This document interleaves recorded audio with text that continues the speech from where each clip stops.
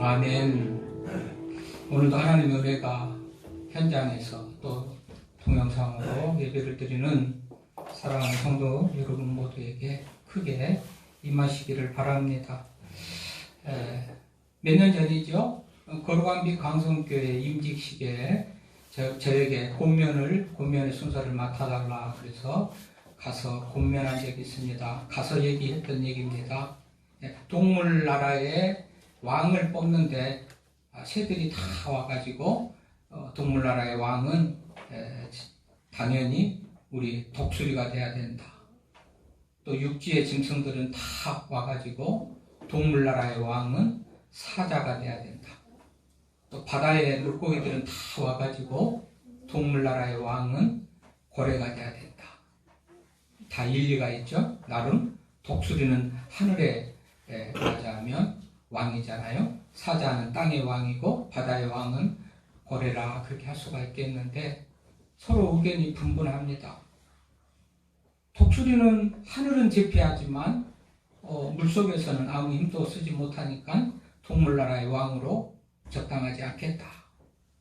사자는 육지에서는 힘을 쓰지만 하늘에서는 맥을 못 추는데 어떻게 우리의 왕이 되겠냐. 누가 좋을까 선택하다가 뽑힌 것은 오리입니다.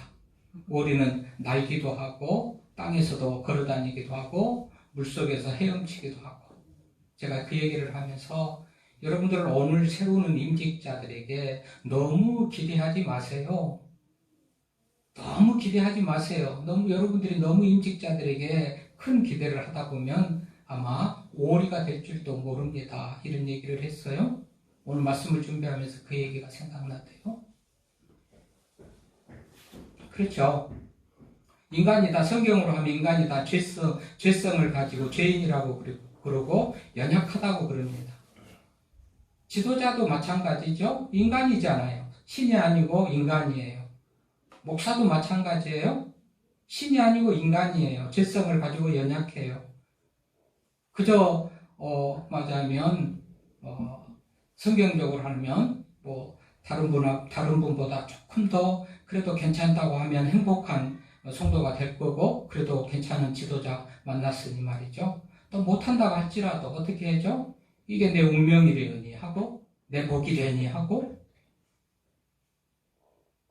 완벽한 지금 말씀드리려는 것은 완벽한 지도자가 어디 있겠느냐 그 얘기를 하는 거예요. 성경적으로 다 죄성을 가지고 연약하니까 말이죠. 허물도 많고 부족한 게 많겠죠. 어떤 친구 두 사람이 만났어요. 길을 가다가 친구 두 사람이 만났는데 친구가 얘기를 해요. 한 달 전에는 할머니가 돌아가셔서 유산으로 2억을 남겨줬다. 야, 너 2억 재산이 2억이나 됐구나. 잘했다. 축하한다. 좋겠다. 또 조금 있다가 2주일 전에는 외삼촌이 돌아가시면서 유산으로 또 3억을 남겨줘가지고 3억을 받았다. 또 옆에 있는 친구가 야 이제 네 재산 5억 됐네. 축하해. 아 좋다. 부럽다. 또 얼마 전에 또 만났는데 일주일 전에는 고모가 돌아가시면서 10억의 유산을 남겨줬다. 또 그렇게 자랑을 하는 거죠. 옆에 있는 친구는 부럽다. 좋겠다. 이제 재산이 15억이네.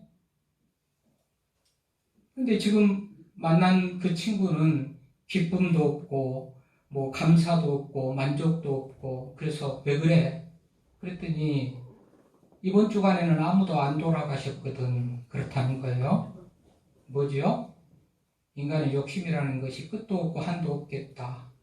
지도자에 대한 생각도 내가 100% 어떻게 만족하고 내 마음에 내 수준에 그렇게 만족한 그런 어떤 지도자가 있겠는가. 없더라도 내 분복이거니 하고 그냥 또 감사하고 이렇게 대하면 좋겠다 이런 생각이 들면서 이제 오늘 갈라디아 교회가 지도자를 불신하는 그런 얘기가 가장 먼저 처음 나오기 때문에 이 주제로 오늘 설교를 정했어요.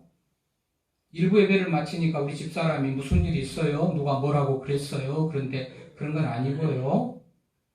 한참 전에는 뭐 이런 일도 좀 있었습니다만은 지금은 다 아무 일도 없어요. 오해하지 마시고. 자, 우리 교회 회복을 주면서 사도행전부터 지금 교회를 차례대로 지금 훑어가고 있지 않습니까? 사도행전에 보면 대표적인 교회 예루살렘 교회와 안디옥 교회를 얘기했고, 사도행전 끝나면 로마서인데, 로마서는 어떤 잘못된 부분에 대해서 회복보다도 믿음으로 구원 얻는다는 교리 부분이 다 핵심적인 그런 주제예요. 그래서 로마서는 지났고, 그 다음에 고린도 전후서인데, 지난번에 고린도전서 또 교회, 고린도 교회를 두고 또 설교를 했잖아요. 고린도 교회는 참으로 많은 회복돼야 될, 변해야 될 그런 것들이 많이 있는 중에도 가장 먼저 나오는 주제가 분쟁의 문제였잖아요. 분쟁. 그래서 고린도 교회는 회복하고 화목하고 하나 되어야 된다. 이런 주제를 했잖아요. 근데 고린도 교회 다음에 나오는 교회가 갈라디아 교회예요. 다음 주일에는 에베소 교회, 성경의 교회를 차례대로 하는 중에 이제 갈라디아 교회가 나오는데, 이 갈라디아 교회를 가만히 보면 중요하고 우선적으로 하고 싶은 얘기가 먼저 나올 거라고 그랬죠? 이 갈라디아서 1장에 보니까 사도 바울이 내가 사도된 것은 사람들에게서 난 것도 아니요 사람으로 말미암은 것도 아니고 오직 예수 그리스도와 그를 죽은 자 가운데서 살리신 하나님 아버지로 말미암아 사도된 바울, 이렇게 말합니다. 우리가 이 말을 보면서 곧 이제 11절에 보면 그 제목이 바울이 사도가 된 내력, 그래가지고 사도가 된 내력을 기록하고 있죠. 그러면서 2장에 보면 할례자의 사도와 이방인의 사도, 지금 사도 얘기가 맞으면 초반부의 중심인 것을 우리가 알 수가 있습니다. 그런데 이 갈라디아서 앞에는 고린도 후서죠. 이제 고린도 후서 한 10장, 몇 장 넘어 13장까지니까 고린도 후서 10장에 가서 보면, 자 보십시다. 고린도 후서 10장에 가니까 바울이 자기의 사도직을 변호하다라는 말이 나오죠. 그러니까 고린도 후서에도 사도직에 대한 변호가 나오고, 바로 뒷 성경인 갈라디아에서도 내가 사도된 것은 하나님으로부터 되었다라고 말하는 것을 볼 때, 그 당시에 바울이 굉장히 교회로부터 성도들로부터 사도가 아니다라는 그런 얘기를, 도전을, 그런 어떤 뭐라고 할까요? 거절을 받은 그런 상황이었다는 것을 짐작해 볼 수가 있습니다. 그래서 고린도서 10장에서부터 계속 사도된 얘기, 그런 얘기가 나오다가 갈라디아에서까지 이어져 가지고 지금 사도된 얘기를 하고 있다. 이 갈라디아 교회는 다른 데 교회, 예를 들면 고린도 교회 같은 경우에 보면은 아가야 지역에서 대표되는 교회고 중심되는 교회. 다음 주일에 에베소 교회는 어떤 또 소아시아 지역에서 중심이 되고 대표적인 교회, 그런 교회들이기 때문에 어떤 지역의 대표성을 가진 그런 교회들인데, 갈라디아 교회, 여러분 2절에 보면 갈라디아에 있는 여러 교회들에게 그랬죠? 그러니까 이 갈라디아라는 것은 한 교회가 아닌 거예요. 그 지역의 여러 교회들. 그러니까 어떤 고린도 교회는 우리 화전교회, 예를 들면 또 에베소 교회 같은 데는 뭐 일산교회, 이런 어떤 지역적인 특성을 가지고 중심되는 교회였다면, 갈라디아는 어떤 특정된 한정된 어떤 중심이 되고 핵심이 되는 그런 교회에 보낸 게 아니고 그 지역에 보낸 편지였다는 것을 알 수가 있는 것이죠.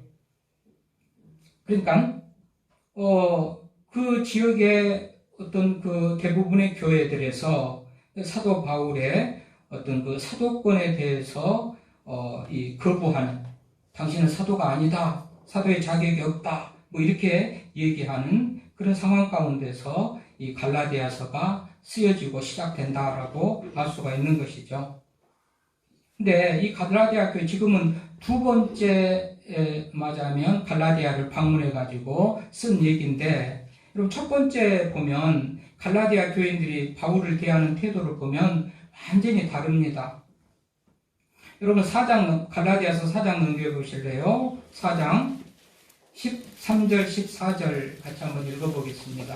갈라디아서 4장 13절, 4절. 처음에 다시 13절부터 한번 읽어봐요. 시작. 내가 처음에 육체의 야감으로 말미암아 너희에게 복음을 전한 것을 너희가 아는 바라. 너희를 시험하는 것이 내 육체에 있으되 이것을 너희가 업신여기지도 아니하며 버리지도 아니하고 오직 나를 하나님의 천사와 같이 또는 그리스도 예수와 같이 영접하였도다. 자, 육체의 약함 가운데서 바울이 갈라디아에 갔다는 것을 알 수가 있습니다. 갈라디아는 내륙 지방이 있으면서 좀 고온지대, 높은 지역입니다. 우리가 요즘 뭐 평창 혹은 대관령이 뭐 700고지 해가지고 사람이 사는데 아주 좋은 그런 그 고지 높이를 한 700m라고 그렇게 해서 그런 데를 선호해서 뭡니까? 주말 주택도 짓고 펜션도 짓고 그러잖아요. 그러니까 당시 갈라디아가 그런 지역이었다는 것을 알 수가 있어요. 그런데 바울이 매우 아팠어요. 육체가 매우 연약하고 아팠다고 그러잖아요. 육체의 약함 때문에 병을 치료하기 위해서 갈라디아 지역으로 간 것으로 그렇게 학자들이 해석을 해요. 근데 자 보십시다. 육체가 연약해요. 병들었어요. 쉬지 않으면 요양을 받지 않으면 쓰러지고 죽을 수 있는 그런 연약한 모습 가운데 바울이 갈라디아 교회에 갔단 말이죠. 13절에 내가 처음에 육체의 약함으로 말미암아 그렇게 갔어요. 그런데 오히려 그때는 어떻게 사람이 선지자가 될 수 있어? 어떻게 사람이 사도가 될 수 있어? 이런 몸을 가지고 어떻게 복음을 전하는 사도가 맞겠느냐 할 수 있는 그런 상황입니다. 하나님이 사도로 보냈다는데 이렇게 약한 모습으로 무슨 일을 하겠다고 이렇게 연약하게 이렇게 했을까라고 오히려 믿지 않을 수 있는 그런 상황이었단 말이죠. 그 말대로 14절에 보면 육체에 있은 이것을 너희가 업신여기지도 아니하고 버리지도 아니하고, 그러니까 당시 상황으로는 업신여기고 버릴 수 있는 상황이었다는 것이죠. 왜요? 너무 연약하고 오늘이나 내일이나 숨이 끊어질 것 같은 그런 연약함 때문에 하나님이 당신에게 사도를 보냈다면 좀 건강을 주고 힘있게 해서 보내지 무슨 말이냐 그럴 수도 있겠고, 당신이 그래가지고 어떻게 죄를 하겠냐 하고 그러면서 버리기도 하고 업신여기기도 할 수 있는 그런 상황인데, 그때는 오히려 하나님의 천사같이 환영을 하고 맞아주고 예수 그리스도를 영접하는 것 같이 해줬단 말이죠. 그랬던 갈라디아 사람들이에요. 그랬던 갈라디아 교회. 그래서 이제 복음을 전해가지고 교회가 됐고 갈라디아 교회가 됐겠죠. 그 지역에서. 그런데 지금은 어땠다는 거예요? 사도가 아니라는 거예요. 사도가 아니라는 거예요. 그리고 배척하는 것이죠. 그러니 답답한 마음에서 사도 바울이 이제 이 편지를 쓰고 있는 것입니다. 그래서 이 사도가 아닌 것에 대한 이 얘기를 좀 더 이해하려면 우리가 고린도 후서를 연결해서 같이 읽어볼 때 이 상황과 배경을 좀 더 이해가 되어지는데요. 자, 고린도 후서 10장으로 다시 넘어가서 보면 10장 1절에 보면 사도 바울이 이렇게 시작하죠. 너희를 대면하면 유순하고 떠나 있으면 너희에게 대하여 담대한 나 바울은 이제 그리스도의 온유와 간용으로 친히 너희를 권하고 이렇게 말하죠. 아마 이 사도직에 대해서 변호하면서 나오는 얘기니까 대부분 어떤 사람들이 바울은 온유하지도 않고 간용도 없는 사람이다 그랬던 것 같습니다. 그러니 바울이 이런 말을 했겠죠. 또 2절에 보면 고린도 후서 10장 2절입니다. 또한 우리를 육신에 따라 행하는 자로 여기는 자들에 대하여, 이런 것들을 보면 바울은 육신을 따라 행한다. 성령의 사람이 아니고 영의 사람이 아니고 세속적인 사람이다 이랬던 것 같아요. 그러니까 육신에 따라 행하는 자로 사는 것에 대해서도 또 언급을 했겠죠. 7절에 보니까 너희는 외모만 보는도다. 외모만 보고 사람들이 평가를 했다는 것 아니겠어요? 외모만 보고. 외모로 보자면 사도 바울은 참으로 아까도 얘기했지만 육체는 육체대로 약하고 어떻게 이 사람이 사도일까라는 그런 모습을 말하자면 외모로 보면 그렇게 평가할 수 있는 그런 별로 모르겠어요. 마르기도 하고 키도 적었고 하자면 그렇게 외모적으로는 복품이 없었던 사람인 것 같아요. 그래서 외모로 보고 어떻게 저런 사람이 사도에 있는가 이렇게 했다는 거 아니겠어요?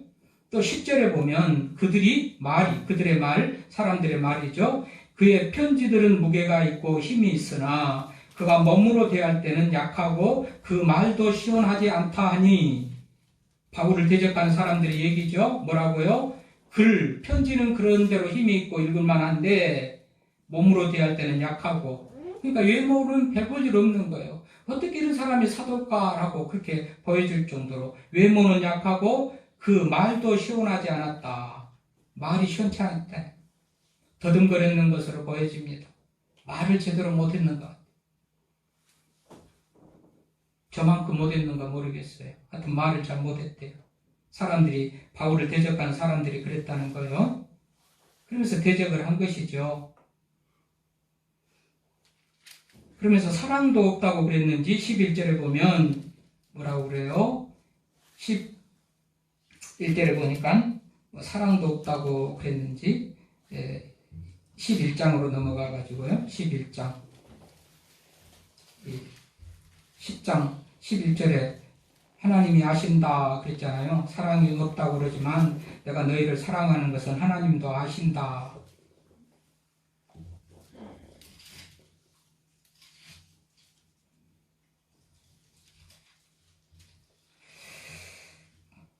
그러면서 어리석다고도 그랬는지 나는 어리석지도 않고 이런 말도 하고,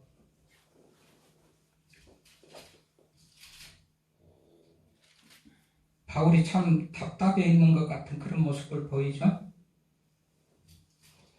자, 이런 상황이 있을 때 바울은 얼마나 답답한지 12절에 보면, 12장에 보니까 부득불 자랑하노니 주의 한상과 계시를 말하리라. 이전까지는 이게 자랑이 될 줄 알아서 놀라운 그런 어떤 영적 체험을 했단 말이죠. 사도 바울이 놀라운 영적 체험을 했는데 그 얘기가 믿음이 약한, 수준이 약한 성도들에게 이해도 잘 안 되질 뿐더러 또 자기 자랑이 될 것 같아서 별로 말을 안 했어요. 그런데 이제 사도에 대해서 이런 의문을 가지고 얘기를 하니까 이제야 내가 말한다. 부득불 말한다. 왜? 내가 어떤 체험을 했고 어떤 능력이 있는 것을 알게 하기 위해서 이렇게 말한다 하면서 12장에 환상과 계시를 보았던 것을 그렇게 말하는 상황까지 이르죠. 그러면서 13장 1절 2절에 보니까 13장은 마지막 끝 인사죠. 권면과 끝 인사. 13장 고린도후서 13장 2절에 보니까 내가 이미 말하였거니와 지금 떠나 있으나 두 번째 대면하였을 때와 같이 전에 죄 지은 사람들과 그 남은 모든 사람에게 미리 말하노니 내가 다시 가면 용서하지 아니하리라. 대단히 격분하고 정말 분노에 있는 그런 모습입니다. 그러니까 지금 다시 가면인데 두 번째 대면했을 때 이런 일이 있었잖아요. 2절에 내가 지금 떠나 있으나 두 번째 대면했을 때와 같이 전에 죄 지은 사람들과 그 남은 모든 사람들에게 미리 말하노니 내가 다시 가면 용서하지 아니하리라. 전에도 그런 일이 있어서 상당히 야단치고 혼냈는가 봐요. 아마 이것 때문에 더구나 바울이 사도가 아니다. 바울이 사도가 뭘 저러냐라고 했었던 것 같은 그런 분위기입니다. 그러나 바울은 또다시 내가 다시 가면 용서하지 않겠다. 얼마나 바울을 대적하고 사도가 아니라고 그렇게 했는지 상황을 우리가 그려볼 수가 있잖아요. 자, 이런 상황입니다. 이런 상황. 그리고 갈라디아로 넘어가잖아요. 갈라디아서. 넘어가니까 사도에 대한 그런 어떤 변증, 사도에 대한 변호, 이거를 바울이 지금 계속 하고 있는 중에 그것을 먼저 얘기할 필요가 있었던 거예요. 그래서 나는 사람으로 말미암은 것이 아니고 하나님께로부터 난 사도다. 이렇게 지금 말을 하고 있는 것이죠. 자기가 사도된 것이 신적, 하나님으로부터 왔다. 신적 기원이요. 나는 사람에게서 내가 사도된 것이 아니고 신적 기원, 하나님으로부터 받았다.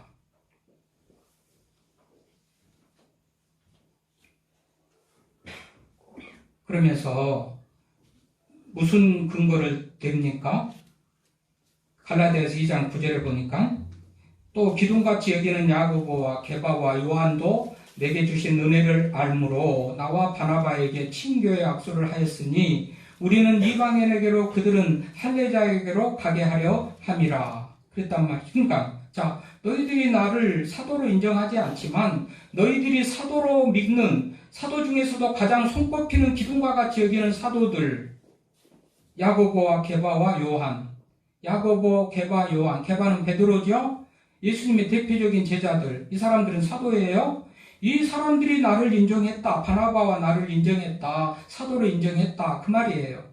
너희들이 뭐라고 하든지 너희들이 사도로 믿는 초대교회의 기둥 같았던 야고보, 게바, 요한이 우리를 인정해서 화해의 악수, 맞아요. 친교의 악수를 하고 서로 반갑다, 잘해보자. 그래, 하나님께서 너희를 사도로 세우는 것을 인정한다. 그러면서 너희는 이방인에게로 가라. 우리는 할례자로 갈게. 이렇게 복음 전하는 구역을 나눠가지고 대상을 나눠가지고 이렇게 복음을 전하게 됐다는 것을 지금 얘기를 하는 거예요. 사람들이 안 믿으니까 이 사람들이 우리를 인정했는데 무슨 소리냐라는 지금 그런 얘기를 하는 것이죠.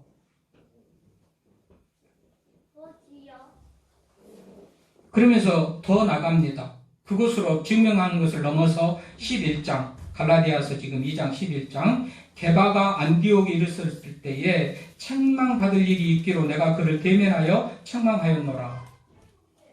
무슨 얘기입니까?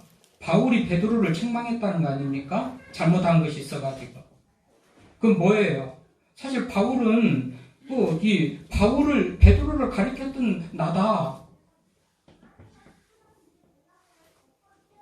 너희들이 외모를 보고 사람을 판단하고 뭐 말을 잘못한다 못한다 하고 무슨 사랑이 없다 하고 뭐 없다고 하고 그래서 이 사람은 바울은 사도가 아니라고 그렇게 말하지만 너희들이 믿는 사도들 대표되는 그 사람들 야고보, 베드로, 요한이 나를 인정했고 나는 오히려 그들을 가르쳤다라고 말하니까 어떻게 보면 내가 사도 중에 사도다라는 그런 말을 지금 하고 있는 것이죠. 오직 답답하면 지금 이렇게 하고 있을까라는 그런 어떤 바울의 심정을 가지고 이 말씀을 읽어보면 오늘의 교회도요. 우리 교인들은 별로 잘 모르고 그런 분이 없습니다만은요. 이단들이요. 이단들, 신천지들이 이단들이 어떻게 하든지 교회를 흔들고 넘어뜨려서 교인들을 빼가든지 아니면 그 교회를 통째로 삼키려고 소위 산 옮기기라고 하는 그런 작전으로 교회를 흔들어요. 오늘도 이런 좋은 처음에 갔을 때 바울을 처음에 만났던 갈라디아 사람들이 하나님의 천사를 대접하는 것 같이 예수 그리스도를 영접하는 것 같이 바울을 그렇게 영접하고 사도로 믿어주고 순종하고 신뢰하며 그랬는데 어느 순간 이 관계가 깨져버리냐. 이 얘기가 나오는 데는 꼭 거짓 교사와 선지자가 나옵니다. 거짓 사도, 거짓 교사 얘기가 나오지 않습니까? 그러니까 그 거짓 교사, 거짓 사도들은 바울 때문에 어쩌면 자기의 입지가 좁아지거나 자기가 있어야 될 자리를 잃어버렸는지도 모르겠어요. 바울 때문에 그야말로 어떤 자기들의 밥벌이가 끊어졌는지 어떻게든지 자기들의 명예가 떨어졌는지 손상됐는지 모르지만 어떻게 하든지 바울을 공격합니다. 하나님의 교회를 어지럽히고 분란을 일으키려고 하는 그런 세력들이죠. 그래가지고 여기 다 나오잖아요. 거짓 사도들, 거짓 교사들. 이 얘기가 나오는 데는 꼭 거짓 사도들, 거짓 교사들의 얘기가 같이 나와요. 그러니까 순수한 교인들, 순수한 그렇게 착한 교인들, 바울을 그렇게 선대했던 하나님의 천사를 대하듯이 하고 예수님을 영접하듯이 했던 그들이 거짓 교사들, 거짓 선지자들에 의해서 사도들에 의해서 완전히 이렇게 바울을 오해하면서 대적하는 상황까지 이르렀다라는 그런 얘기입니다. 예, 요즘도 교회를요 그렇게 어지럽히고 지도자를 흔드는 그런 일들이 많이 있어요. 우리가 정신 차리고 말씀에 집중해서 우리가 이 지도자를 신뢰하는 어떤 그런 모습을 가져야 되겠는데, 그러니 바울이 계속해서 3명의 기둥 같은 지도자들, 야고보, 또 베드로, 요한을 들어서 이들이 우리를 인정했다. 그런 얘기도 하고, 사실 사도행전 9장 1절에서부터 보면 바울이 다메섹 도상에서 예수님을 직접 만나죠. 그러니까 당시에 배신자 가룟 유다를 대신해서 사도를 또 보충해서 뽑는데 어떤 자격을 갖춰야 될 것인가 했을 때 그 사도의 자격이요. 예수님이 살아생 전에 같이 먹고 자고 하면서 예수님의 죽음을 보고 부활을 목격한 사람, 이 사람을 사도의 자격이 있는 것으로 봐요. 말하자면 12제자와 같은 삶을 살았던 사람이죠. 그 사람들이 사도로 본 거예요. 그래서 그 중에 맞대하는 사람이 있어서 이렇게 뽑히지만 사도 바울은 그러지는 않았거든요. 12제자 중에도 아니었고 네 중에. 근데 예수님께서 직접 다메섹에서 그날도 예수님을 대적하러 가고 있는 바울을 예수님이 직접 불러가지고 사울아 사울아 왜 네가 핍박하느냐 하면서 이제 하나님의 일을 하도록 사명을 주셨습니다. 그래서 바울이 시작이 된 거예요. 그러니까 사람에게서 난 것도 아니고 위로부터, 신으로부터, 하나님으로부터 내가 사도가 됐다. 지금 이렇게 말하는 것이죠. 그래서 자기가 예수님으로부터 받았다는 증거들, 초기 교회 지도자들, 기둥 같은 3명의 지도자들, 제자들을 통해서 증거를 하면서 또 내가 진짜 사도다라고 계속 이렇게 말을 하는 겁니다. 또 바울의 사역 속에서도 놀라운 능력들이 나타났죠. 사도들이 일으켰던 아니면 사도들도 하지 못했던 그런 능력이 있는 일들을 바울이 행하면서 사도인 것을 증명을 하는 부분이 성경에 얼마나 많습니까? 사도행전에 보면 죽은 자도 살리고 병자도 고치고 온갖 능력을 행하고 오직하면 사람들이 바울을 그냥 하나님의 사람, 하나님 보듯이 천사 보듯이 그렇게 하잖아요. 그래서 꿇어 엎드리고 경배하고 절할 때 그러지 마라 나도 사람이다. 그럴 정도로 사람들이 바울을 하나님이라고 신이라고 여길 정도의 능력을 가졌던 사람이에요. 그런데 왜 이렇게 지금 순간 변해가지고 바울은 사도가 아니다. 이런 시비가 일어났을까? 거짓 교사들, 거짓 사도들, 교회를 흔들려는 사람들. 이런 사실 앞에서 이제 제가 이 말하려는 것이 뭐죠? 요즘 교회 회복을 말해요. 교회 회복. 그건 뭐예요? 갈라디아 교회는 이 부분이 회복되어야 될 부분이잖아요. 목회자를 신뢰하는 그 부분이 갈라디아 교회의 약점이었고 그것이 없었으니 이제 갈라디아 교회는 그것을 회복해야 될 게 갈라디아 교회의 어떤 지금 현재 상황이에요. 자, 우리 가운데 이것을 이제 적용해 보자면 우리 교회도 목회자를 절대적으로 신뢰하는 그런 모습을 회복하는 것. 물론 지금 그런 것이 아닌 것이 아니고요. 아니라는 게 아니고 차례대로 나가는 교회 형편 중에서 얘기인데 우리 교회가 더 이제 목회자를 신뢰하는 그런 교회로 나가는 것이 오늘 말씀을 통해서 우리들이 얻을 교훈이에요. 지금까지는 어떤 일들로 인하여서 혹은 뭐 오해가 있었든지 혹은 사실이 있었든지 그것이 사실이든지 이것을 떠나서 회복된 교회, 아름다운 교회의 모습은 절대적으로 목회자를 신뢰하면서 또 협력하면서 교회를 세워나가는 것. 어쨌든지 우리의 목표는 교회를 세우는 겁니다.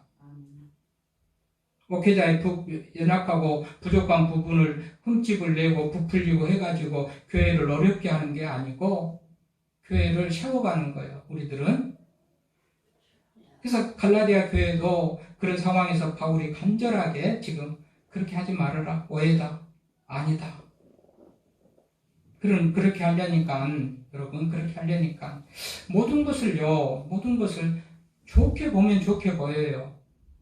안 좋게 보면 모든 것이 안 좋게 보여요. 꼭 안 좋아서가 아니고, 뭔가 한 가지고 두 가지고, 뭐 부족해 보이는 그것들이 있는데, 그런 시각으로 보면 모든 것이 다 안 좋게 보이고요. 모든 것을 또 좋게 보자면 모든 것이 좋게 보이기도 해요. 시작할 때 말했듯이 목사입니다. 사람입니다. 신이 아닙니다.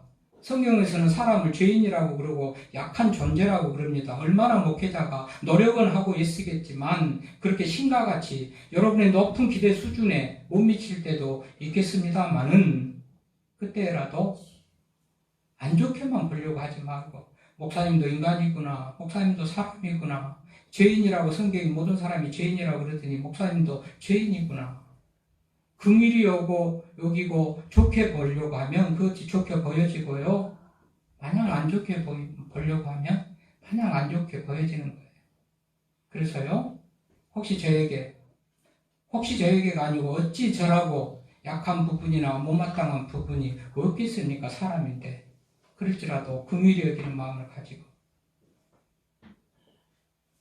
바울도 이런 말하자면 상황을 만나기도 하고, 따지고 보면 예수님도 죄인이라고 정죄돼가지고 십자가에 죽는 그런 일들도 당하는 것을 보면 진실이든 아니든, 진실이 아닌 것이 훨씬 진실같이 돼가지고 그런 일도 있는 것들을 보면서요, 우리는 모든 것을 좀 좋게 보고 좋게 해석하면 좋겠다. 여기에 문제의 해결이 답이 있지 않는가, 이런 생각을 해보게 됩니다.